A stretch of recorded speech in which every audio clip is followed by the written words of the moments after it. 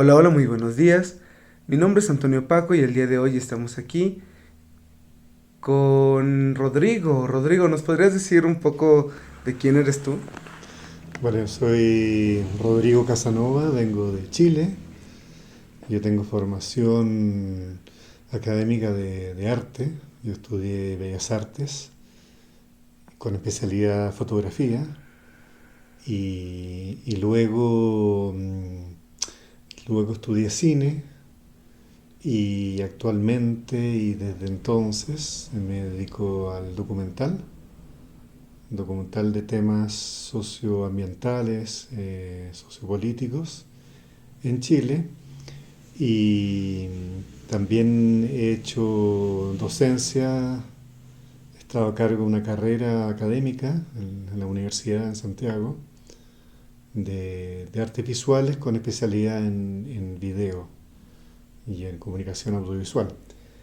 Y ahora último, después de casi 20 años de estar en la universidad y en responsabilidades académicas, volví a mis proyectos individuales, dejé la labor de horario fijo y de contrato y volví a ser freelance como independiente y volví a retomar el tema documental. Y dentro de ese tiempo que dispongo ahora para volver al tema documental, estoy aquí en México, en Chiapas, San Cristóbal, retomando un documental que realicé el año 1994, que vine con dos amigos chilenos, un amigo periodista y el otro fotógrafo, y vinimos a hacer un documental. Estuvimos en el año 94 documentando la irrupción del Ejército Zapatista de Liberación Nacional, evento que nos convocó desde Chile, nos produjo mucha curiosidad por conocer este evento en el cual los indígenas del sur de México se levantaban en armas reivindicando el nombre del zapatismo, del héroe Emiliano Zapata, de la Revolución Mexicana, para plantear toda una revolución política y mediática y de un proceso que surgió desde las comunidades indígenas, no desde lo que nosotros conocíamos en la izquierda tradicional latinoamericana, la izquierda partidista formada en el marxismo, leninismo y en la ortodoxia de los partidos occidentales, y nos encontramos con la sorpresa de un movimiento, de un levantamiento armado de los indígenas del sur de México y con un discurso completamente distinto, con, con objetivos distintos y comandado por muchos dirigentes de comunidades de la selva lacandona de Chiapas, tzotziles, celtales, tojolabales, lacandones, que conformaban este ejército que nosotros llegamos aquí a conocer y a reportear. Y nos sorprendimos mucho de conocer de primera mano en ese año 94 que habían ocupado 7 cabeceras municipales, entre ellas San Cristóbal de las Casas, y que luego de 15 días de enfrentamientos con el ejército se habían replegado nuevamente a los montes, a la selva, y, y ahí estaban, nosotros pudimos acceder al Aguas Calientes de Guadalupe Tepeyac, donde hubo una Convención Nacional Democrática en agosto del 94, y ahí pudimos conocer y entrevistar a los mandos zapatistas y a las comunidades de la zona que eran zapatistas. O sea, todo el poblado, toda la gente que vivía ahí eran todos zapatistas. Y ahí estuvimos como 20 días. Entonces esa experiencia nos marcó muchísimo porque fue un aprendizaje de la cultura indígena de los pueblos del sur de México, conocer su estructura cultural, su forma de vida, la crudeza de vivir en la selva, los problemas de salud, la falta de acceso a la salud, problemas de educación, problemas de que muy pocos hablaban español.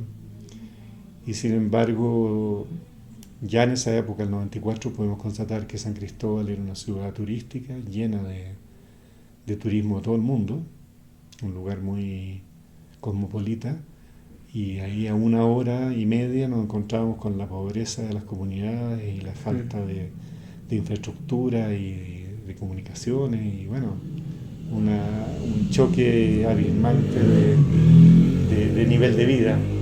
Y de alguna forma comprendimos en qué consistía y por qué venía toda esta rebeldía de las comunidades de la cultura maya y comandadas por el ejército zapatista. Pudimos conversar con la gente de la comunidad y con los mandos zapatistas, y de ahí salió un primer documental que luego enviamos una copia en esa época en formato de cinta VHS y para que la vieran las comunidades. Y luego de esa experiencia, que quedamos muy impresionados y fue muy bonita experiencia, política y humana, y también del paisaje y de los colores y de todo lo que significa México, volvimos al año siguiente y realizamos otro documental donde entrevistamos a Tatik Samuel Ruiz, al obispo Samuel Ruiz de la diócesis de San Cristóbal. Entrevistamos a algunos intelectuales mexicanos en la Ciudad de México, artistas, muchas personas, voluntarios zapatistas, que ya en esa época había muchos viniendo como voluntarios a trabajar en alfabetización, en medicina, a las comunidades zapatistas. Y ahí hicimos un segundo documental. Y esa experiencia de venir desde Chile, donde también tenemos gran parte del país de origen indígena, el pueblo mapuche, que es Chile, un país mestizo donde el 80% de la población chilena es mestiza, o sea, mezcla de mapuche con español y con algunos otros inmigrantes, pero básicamente mapuche con español. El tema mapuche para nosotros se nos hizo más interesante a partir de conocer la experiencia de todos los pueblos y las comunidades indígenas del sur de México, de Chiapas. Y empezamos a comprender también la cosmovisión de los pueblos mayas, la cosmovisión de las culturas que se empiezan a emparentar y muy similares a la cultura mapuche chilena y algunas culturas del altiplano, de los pueblos aymaras, quechua. Uno empieza a comprender la cultura prehispánica como un gran Abya-Yala, esto que se habla de la gran nación americana que iba desde Canadá hasta Tierra del Fuego. Y también sirvió esta experiencia para descubrir nuestros orígenes comunes, culturales, que tienen que ver con los pueblos indígenas, los pueblos originales, previo a la invasión de España y de los portugueses y todo lo demás. Entonces la experiencia zapatista marcó también una nueva forma de ver el compromiso político, ya no desde la lógica occidental, sino que entendiendo la cosmovisión de los pueblos indígenas, que tienen otros tiempos. Nosotros y muchos periodistas que venían en esa época y que querían en una semana hacer un documental y creían que las comunidades se iban a adaptar a sus tiempos Claro. y a sus urgencias, y se encontraron con un choque cultural, y nosotros también, que dijimos: aquí hay que venir varias veces y hay que estar un mes viviendo en las comunidades para que recién te abran las puertas en términos de confianza, de conversar con ellos, de hacerse conocidos, de contarles qué estamos haciendo, y eso toma un tiempo que no es el tiempo urbano ni occidental. Pueden ser meses para lograr la confianza y que te acepten, y hay que demostrar que uno es generoso y que está dispuesto a apoyar y que no viene a ganar dinero ni plata ni hacerse famoso con lo que uno anda haciendo. Claro. Entonces tuvimos muchas lecciones de esa experiencia zapatista, y que 30 años después yo quise volver a ver qué había pasado con esos Sí. 30 años, cómo vivían estas comunidades o las nuevas generaciones nacidas en comunidades zapatistas, Ujú. con otros valores, con otra educación, con salud intercultural, con organización autonómica y comunitaria. Y en eso todavía estoy. También Ujú. esta vez me encuentro con que los tiempos son otros Sí. y que hay que volver porque las condiciones en este momento son mucho más difíciles y más duras que lo que era el 94. El 94 era las comunidades indígenas organizadas y el Estado mexicano con el ejército. Ujú. Hoy en día es las comunidades organizadas versus otras comunidades antagónicas, versus los paramilitares, versus los Claro. carteles de la droga, versus el ejército, versus el gobierno. O sea, eh, hoy en día es mucho más complicado el panorama, es más violento que en esa época, Ujú. porque el zapatismo se alzó en armas, pero 15 días después no volvió a disparar nunca más fusil hasta el día de hoy, 30 años Ujú. después. Nunca más hubo muertes ni violencia y el zapatismo se convirtió en una propuesta de vida y de solucionar dialogando y con una gran imaginación, con una gran calidad poética, con una gran sabiduría de los pueblos ancestrales para comunicarse con los mestizos y con los blancos, con los urbanos, con los del norte, con el poder mexicano. Y hasta el día de hoy esa imaginación y esa flexibilidad para enfrentar los problemas y las dificultades siguen impresionando. Ujú. Se han ido dando muchas formas de organización, desde las Aguascalientes, de los del municipio autónomos rebeldes, la Junta del Buen Gobierno, después los caracoles, ahora están en un proceso de cierre los caracoles y están hablando del común, del proyecto de la tierra en común, de la no propiedad. Nuevamente hay otro replanteamiento. Por lo tanto, mi experiencia de este viaje ahora es que está vivo el zapatismo y que no se puede acceder directamente a las comunidades zapatistas porque es peligroso por la situación de seguridad de la región, pero que es un proceso que sigue en evolución y que seguramente nos dará sorpresa en su reformulación Ujú. a pesar de todas las dificultades y la violencia que existe hoy en día en la región. Claro. Eso es un poco un resumen desde mi perspectiva de documentalista, Ujú. que vuelvo 30 años después. Pero sí me he encontrado con voluntarios que vienen a hacer trabajo de brigada de observación. Me he encontrado con gente muy valiosa, españoles, vascos, franceses, portugueses, italianos, alemanes, bueno, de muchas partes del mundo, mexicanos también, que vienen a Ciudad de San Cristóbal de alguna forma a participar o a conocer de esta experiencia. De otras formas, de voluntariado, de observadores, de trabajo de medicina, trabajo agroecológico, de trabajo de, de derechos humanos, una serie de formas de participar con lo que ha generado el zapatismo y también los tejidos socioculturales alrededor de él, como desde un origen la iglesia, Fray Va en una época, Sidesi, que son productos también donde el zapatismo sigue presente culturalmente. Ujú. Si ya no directamente, pero sí culturalmente se nota la presencia todavía de la experiencia zapatista. De acuerdo.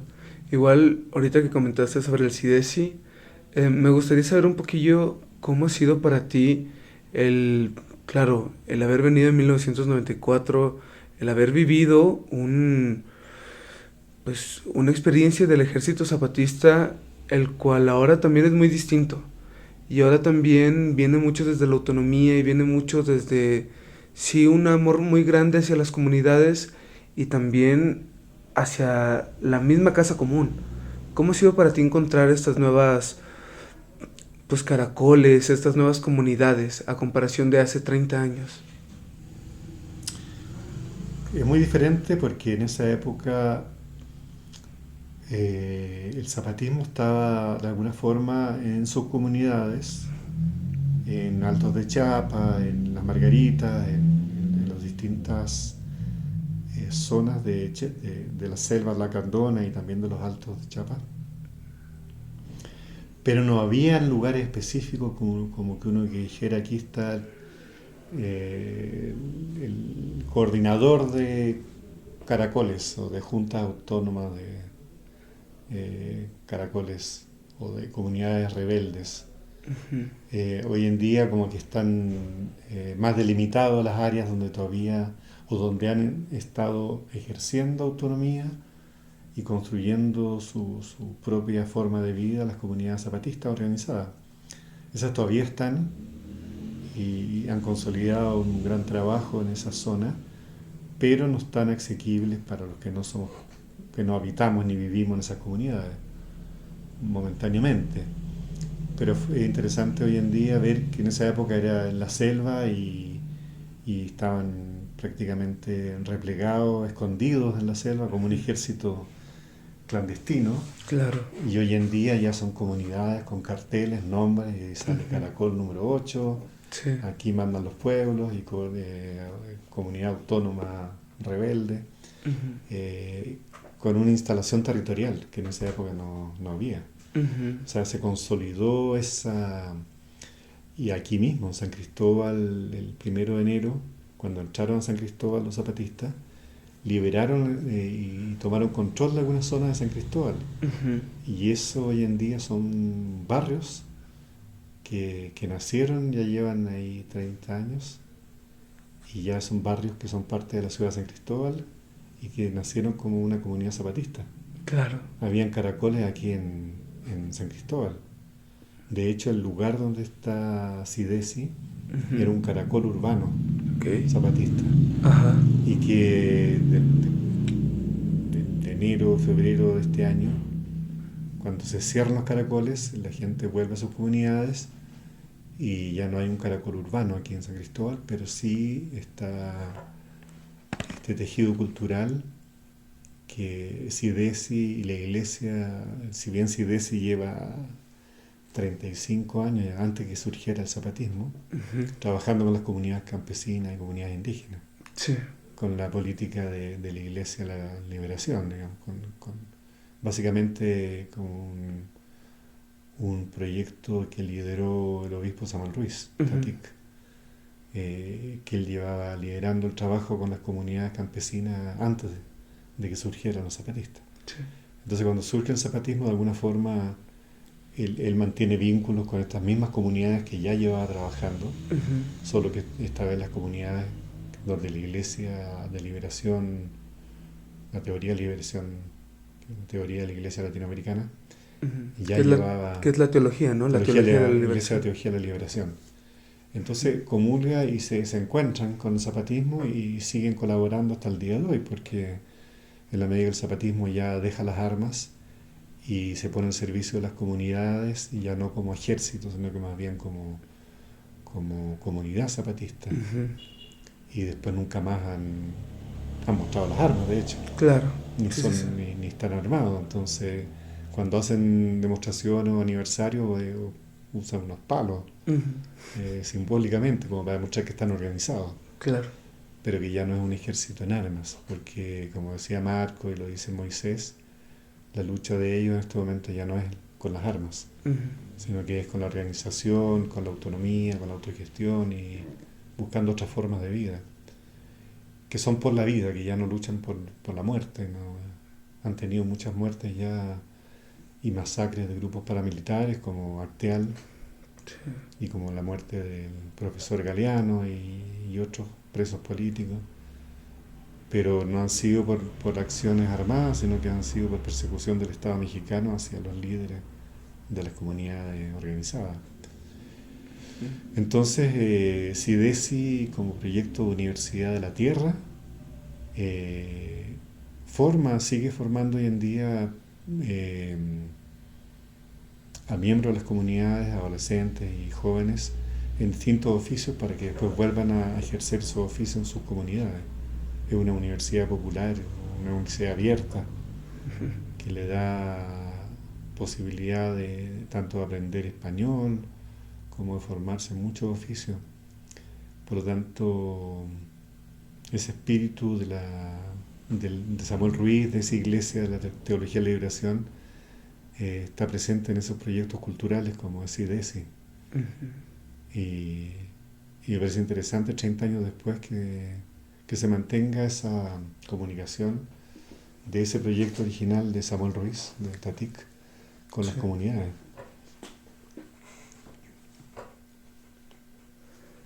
Bueno, creo que a mí también me gustaría saber un poquillo de a ti qué te trajo a México. Claro, en su momento fue como saber y documentar el movimiento zapatista, pero ahorita también has regresado.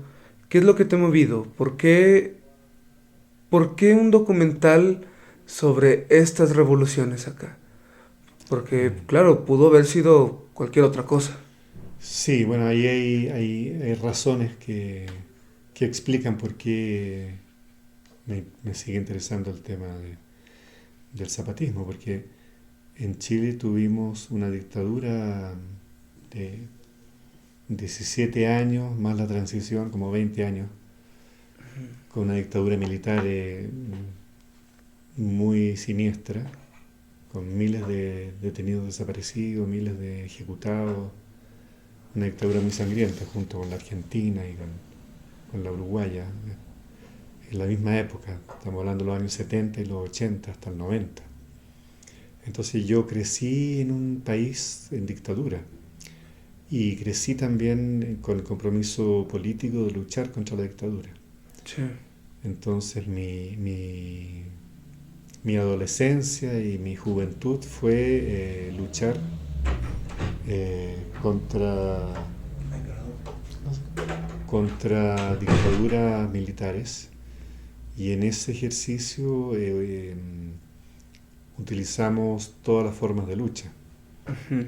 incluida la lucha armada contra la dictadura. Entonces yo tengo esa formación militante de haber también empuñado las armas contra la dictadura.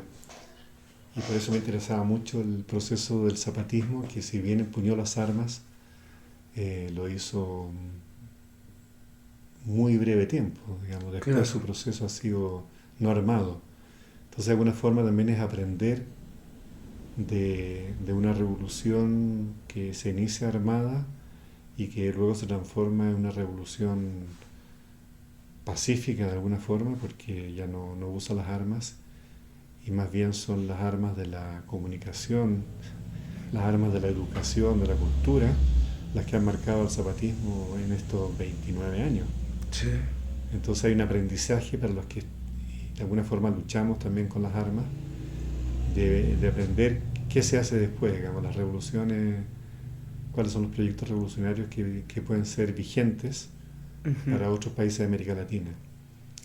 Y en eso el zapatismo, con su cosmovisión indígena, tiene mucho que enseñarle a los revolucionarios o a los luchadores sociales de América Latina, Ujú. donde hay también pueblos indígenas y donde hay sometimiento y explotación del medio ambiente, la naturaleza, los recursos, parecido como se da en México. Y, y de alguna forma hay éxitos acá, en este proceso mexicano. Por un lado la no violencia, pero también la autonomía, la autogestión, el desarrollar 30 años de vida autónoma. Sí. Esa experiencia y de conocer a esas generaciones que están formadas del amor a la vida, a la cultura, a la alegría, que son distintas a las lógicas de la izquierda clásica de nuestros países de origen. Ujú. Entonces también ese aprendizaje es interesante, Ok. donde la cultura nuestra de izquierda revolucionaria es más bien de muerte, de tortura, de tristeza, de derrota, o sea, eh, muchas derrotas. Entonces, Claro. ver experiencias que son, entre comillas, exitosas, eh, no porque no, no porque no lleguen a gobernar el país, sino que porque logran desarrollar su proyecto en su territorio. Independiente de que les guste el gobierno de turno, ¿no? Igual hacen su proyecto y viven su vida. Sí. Y la han vivido 30 años. O sea, ¿en qué país del mundo un grupo guerrillero de los clásicos antiguos dura un año? Ujú. Y los matan a todos, y además no son parte de la comunidad, a veces vienen de afuera. Claro. Entonces la experiencia zapatista rompe también con la, las metodologías de las revoluciones de focos y de guerrilla, Ujú. que van de alguna forma a iluminar o a rescatar o a liderar un proceso. Aquí al revés, esos ex guerrilleros que vinieron del norte de México se pusieron al servicio de las Sí, sí, sí. comunidades. Lo que hicieron ellos es dar la pauta ni decir lo que tenían que hacer. Ujú. Entonces también hay un aprendizaje para los que que venimos de la militancia del partido de la izquierda tradicional, Ujú. occidental, urbana, como todos los países de América Latina, Argentina, Chile, Perú, Uruguay, Bolivia. Entonces son procesos dignos de estudiarse más como sociológicamente, culturalmente, Ujú.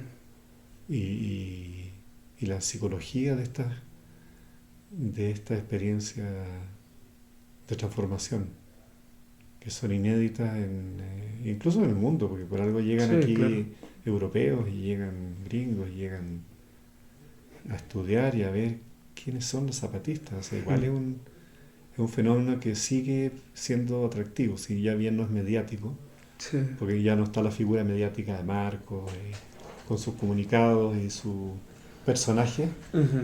pero sigue siendo mediáticamente interesante para los que estudiamos desde el punto de vista más sociológico, comunicacional, y de los pueblos ancestrales, la experiencia de México y del sur de México. Y además uno descubre aquí que hay muchas etnias, Sí, hay muchas, bastante. y todas y generales organizadas en muchas partes de México, no, con otros procesos que no son el zapatismo, pero que también irradiaron y provocaron mucha simpatía en muchos lugares. Entonces irradiaron hasta el último país de América del Sur, que es Chile. Ujú. Entonces no es casual que uno esté acá.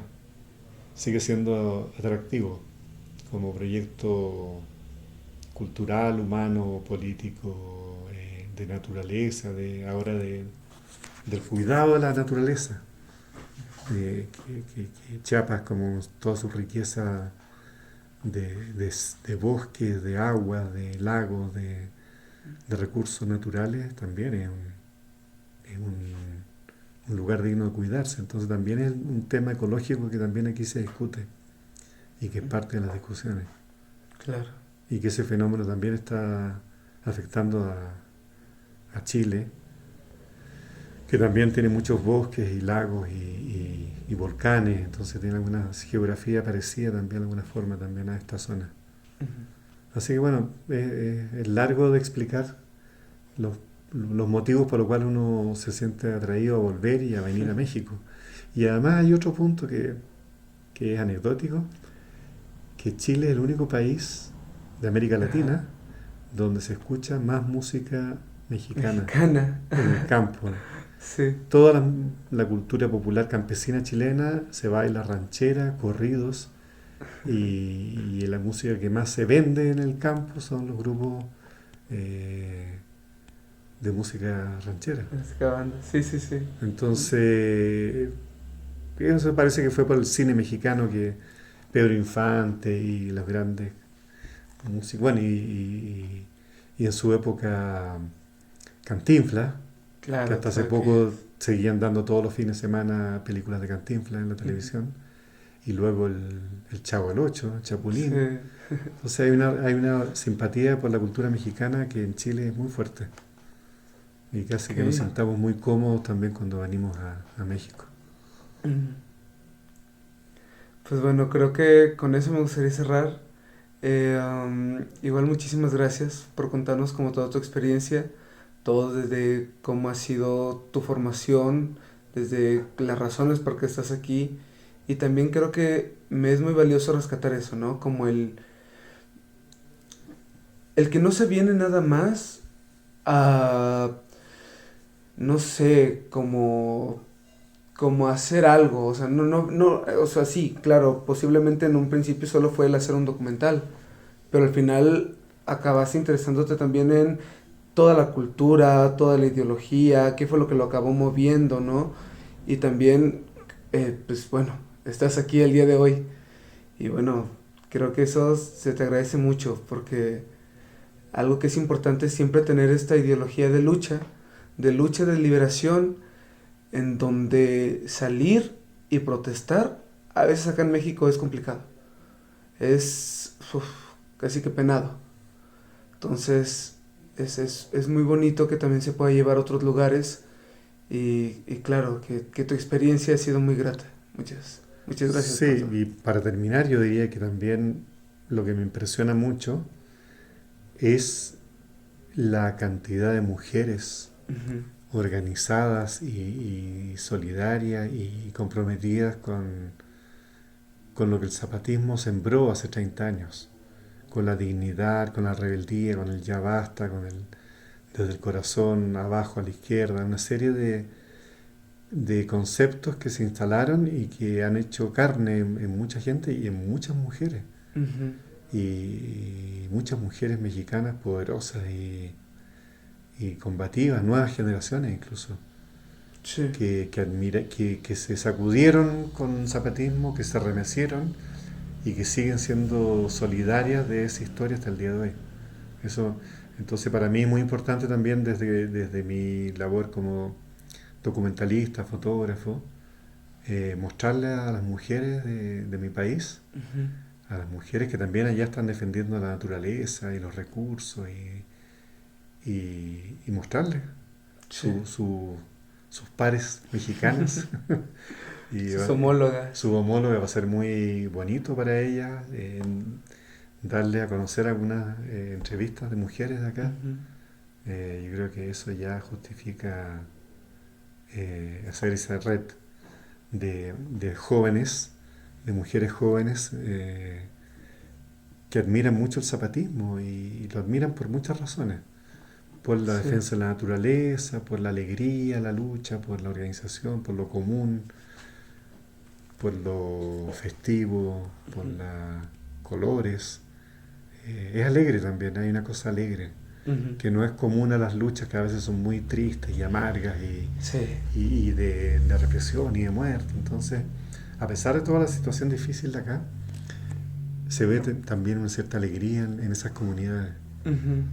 Y eso a uno lo motiva, como que te dice, Claro. bueno, es posible cambiarla, vivir en forma distinta y sin por eso que te maten. Ujú.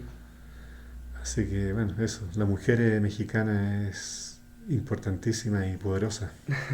Bueno, a lo mejor ya, perdón, y ahora sí por último, ¿qué le recomendarías tú a los jóvenes que a lo mejor no están informados del movimiento zapatista? No sé si quisieras que se informaran, si no, no sé, ¿tú qué recomendarías como en este aspecto de lucha? Yo recomendaría estudiar el efecto en torno, por ejemplo, a esto de la dignidad que irradió el ejército zapatista desde el 94 en adelante al resto del mundo. Ujú. Y cómo sembró nuevamente el valor de la utopía, de que es posible luchar por cambiar las condiciones de vida y que la dignidad es una postura política Sí. y una actitud y que la dignidad, la lucha por la dignidad es común a muchos, que no es algo individual y que también es algo alegre, que es luchar por la vida. O sea, la dignidad de alguna forma es luchar por la vida y contra la cultura de la muerte. Entonces yo les diría a la gente, a los jóvenes, a las nuevas generaciones, Ujú. que pongan la palabra zapatismo o ZLN y vean lo que ha significado en muchos países del mundo, de Europa incluso. Sí. y cómo es un referente en luchas de de muchos lugares del mundo, en el Kurdistán, en el Sahara, en África, en Europa, en Alemania, no sé, en América Latina, lo que ha significado esa irrupción de los pueblos de la cultura maya y cómo trascendió a todo el mundo. Claro. Y por algo fue. No es que haya habido una campaña de marketing y de agencias publicitarias. Sí. Hubo algo nuevo, como es la lucha por la dignidad y la lucha y la rabia, como la justa rabia, las luchas justas, como proyecto comunitario, ya no como una cosa partidaria que divide, sino que un proyecto que convoca, que une a pueblos, no que divide como en partidos de parte y te separa del otro por tonteras. A veces, en cambio, aquí son luchas que van desde el sentido común, de cuidar la tierra, de trabajar en común, de aspirar a una buena salud, buena educación, son cosas normales que todo el mundo debiera aspirar. Claro. Y sin embargo, una cierta sabiduría comunitaria de los pueblos indígenas te lanza la pelota a todo el mundo y los hace reflexionar. Entonces, no es casual que haya hecho eco en muchas partes del mundo, yo creo, porque fue consistente la reflexión y la propuesta. Entonces, hay que estudiarla. De acuerdo, pues de nuevo, muchísimas gracias. Gracias a ti por poder participar de tu proyecto académico. Este es tu espacio.